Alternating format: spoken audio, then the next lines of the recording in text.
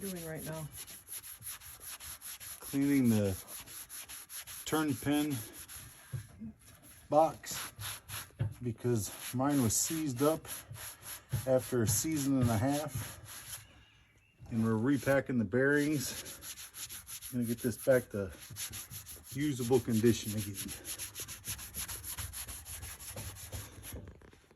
This thing was all rusted on there.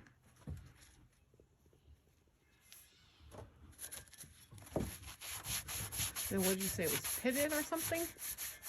It's got some pits down at the bottom of it.